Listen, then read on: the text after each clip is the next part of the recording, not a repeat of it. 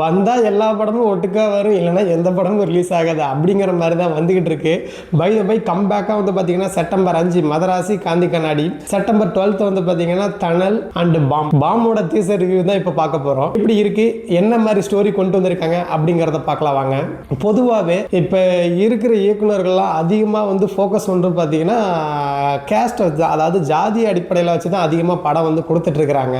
அவங்களே மக்களே மறந்தாலும் இந்த படத்தை பார்த்துட்டு மறுபடியும் கற்றுக்குவாங்க அப்படிங்கிற மாதிரி ஒரு நோக்கத்தில் எடுக்கிறாங்களா, இல்லை இப்படி தான் இருக்குன்னு சொல்கிறதுக்காக எடுக்கிறாங்களா அப்படிங்கிறது தெரியல. இயக்குனர்லாம் தெரிஞ்சு தான் எடுக்கிறாங்களா இல்லை தெரியாமல் எடுக்கிறாங்களா எனக்கு ஒன்றும் புரியல. ஏன் அப்படின்னா இப்போ உள்ள சுச்சுவேஷனில், இப்போ உள்ள காலகட்டத்தில் வந்து பார்த்தீங்கன்னா அவன் உழைச்சாதான், அவன் படித்தாதான் எல்லாமே முன்னேற முடியும், எதுவுமே வந்து ஜாதி மதம் அடிப்படையில் வந்து எதுவுமே இல்லை அப்படிங்கிற மாதிரி சுச்சுவேஷன் வந்து கொஞ்சம் கொஞ்சமாக மாறிக்கிட்டு இருக்கு. அந்த மாறுற தருணத்தில் ஒரு சில இயக்குனர்கள்லாம் வந்து பார்த்தீங்கன்னா கேஸ்ட்டை வச்சு அடிப்படையாக வந்து படம் பண்ணிக்கிட்டு இருக்கிறாங்க. இன்னமும் இப்படி தான் இருக்குன்னு காட்டுறாங்களா இல்லை இப்படி தான் இருக்க போகுதுன்னு காட்டுறாங்களான்னு தெரியல. அதுக்கு மத்தியில் வந்து பார்த்தீங்கன்னா பாம் வந்து கொஞ்சம் டிஃப்ரெண்டான ஸ்டோரியை தான் கொடுத்துருக்குறாங்க. ஏன்னா கேஸ்ட்டை வச்சு சண்டை போட்டுக்காம சாமியை வச்சு சண்டை போட்டுக்கிறாங்க. இப்போ இந்து முஸ்லீம் கிறிஸ்டின் அந்த மாதிரி சண்டை கொடுக்காம இந்துவிலேயே நான் இந்த சாமியை கும்பிடணும், நீ இந்த சாமியை கும்பிடணும், ஏங்க ரெண்டு சாமி தான் பெரிய சாமி, அடிச்சு காட்டுங்கடா அப்படிங்கிற மாதிரி ஒரு ஸ்டோரியை வந்து கொடுத்துருக்குறாங்க.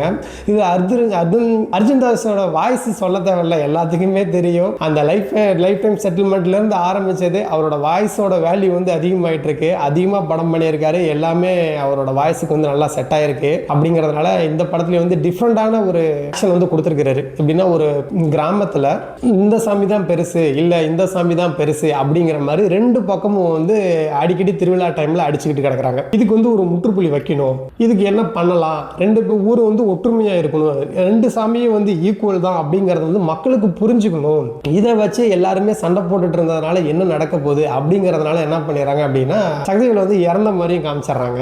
ஆனால் அவர் உயிரோட இருக்கிறாரு அப்படிங்கிற மாதிரியும் அவங்க வீட்டில் உள்ள திங்ஸ் எல்லாத்தையும் ரெண்டு பேத்துக்கும் அந்த சாமிங்கிற ஒரு கனெக்டிவிட்டிக்கு ஒரு பாயிண்ட் கிடைச்சிருக்கு. அதை எடுத்துக்கொண்டு ஒரு மரத்தடியில் வந்து அர்ஜுன் தாஸ் வந்து புதைச்சிடுறாரு. அது வந்து யாருக்குமே சொல்லாமல் சீக்கிரட்டாக வச்சிருக்காரு. இது மாதிரி சக்திவேல் இறந்துட்டாருங்க அப்படிங்கிறதுனால எல்லாருமே வந்து நைட்டு வந்து ஒரு ஆலமரத்துக்கு அடியில் உட்கார வச்சு அவரை பொட்டெல்லாம் வச்சு மேலே மாலெல்லாம் போட்டு காலெல்லாம் கட்டிட்டு மூக்கில் பஞ்செல்லாம் வச்சு எல்லாமே ரெடி பண்ணி வச்சிடறாங்க. பட் வந்து அவர் வந்து சாகாம இருக்கிறது ஒரு சிம்டம்ஸ் வந்து கொடுக்குறாரு. அது ட்ரைலரில் பார்த்தீங்கன்னா நல்லாயிருக்கும்.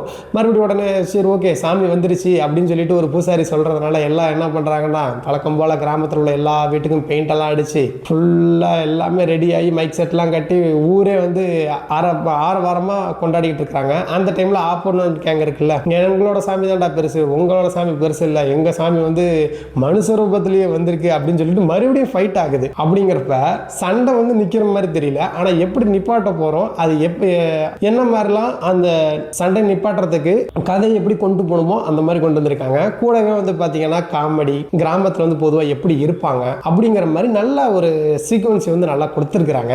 சின்ன சின்ன பிரச்சனைகள்லாம் எப்படிலாம் அவங்க ரியாக்ட் பண்ணுவாங்க, அவங்க எப்படி அடிச்சுப்பாங்க அப்படிங்கிறதுலாம் வந்து பார்த்தீங்கன்னா சின்ன சின்ன ஃபைட்லாம் வந்து பார்த்தீங்கன்னா கிராமத்தில் பேசிக்காக நடக்கிற மாதிரியே இருக்குது. அப்படிங்கிறதுனால நல்ல ஒரு ஆக்ஷன்ஸ் வந்து நல்லா கொடுத்துருக்குறாங்க. படத்தோட ஒன்லைன் ஸ்டோரி சொல்லணும் அப்படின்னா உங்கள் சாமியா எங்கள் சாமியா அப்படின்னு ஒரு பிரச்சனை பண்ணுற ஒரு ஊரில் ரெண்டு சாமியுமே ஈக்குவல் தான், நம்ம அடிச்சுக்காம ஒத்துக்காமே இருக்கணும் அப்படிங்கிறத ஒரு பாயிண்ட் வந்து கொடுக்கறது கதையோட ஒன்லைன் ஸ்டோரி. இதுக்காக எப்படிலாம் இந்த வந்து ரியாக்ஷன் வந்து வந்துகிட்டு இருக்கு, அதுக்கு அந்த புரிய வைக்கிற நேரத்தில் நடக்கிற காமெடி வந்து அதிகமாக இருக்குது. இதில் காமெடி, எமோஷனல், அழுக, இந்த பக்கம் சின்ன வயசுலேருந்து ஒரு லவ் ஸ்டோரி அப்படிங்கிறதுனால, ஏன்னா அந்த கேங்கில் உள்ள பொண்ணை இந்த கேங்கில் உள்ள பையன் வந்து லவ் பண்ணுவார் சின்ன வயசுலேருந்தே பார்த்துட்டு இருக்கிறாங்க. இந்த சண்டை வந்து பெருசாகிட்டே இருக்கு அப்படின்னு சொல்லி ரெண்டு பேர் வந்து சேர்ந்து இந்த சண்டையை முடிச்சு வைக்கிறது தான் படம். அப்படிங்கிறதுனால படம் வந்து கொஞ்சம் ஸ்லோவாக போகும்னு தான் நினைக்கிறேன். பட் இருந்தாலும் நல்லா பல நாள் கழித்து ஒரு கிராமத்து கதையை கேட்குற மாதிரி இருக்கும் அப்படிங்கிற மாதிரி கூட சொல்லலாம்.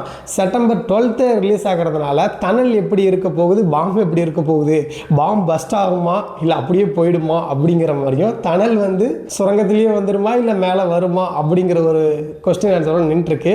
பார்க்கலாம். செப்டம்பர் 12 வந்து படம் ரிலீஸ் ஆனதுக்கு அப்புறம் தெரியும் ரெண்டு படமும் மக்கள் வந்து எந்த அளவுக்கு எந்த படத்துக்கு வரவேற்பு அதிகமாக தராங்க, ரெண்டு படத்தில் வந்து பார்த்திங்கன்னா எந்த ஸ்டோரி நல்லா இருக்குது அப்படிங்கிறத நம்ம டீசர் ட்ரைலர் வச்சு நம்ம முடிவு பண்ண முடியுது. படம் ரிலீஸ் ஆனதுக்கப்புறம் அதோட மூவி ரிவ்யூவில் வந்து நம்ம எப்படி இருக்குன்னு பார்க்கலாம்.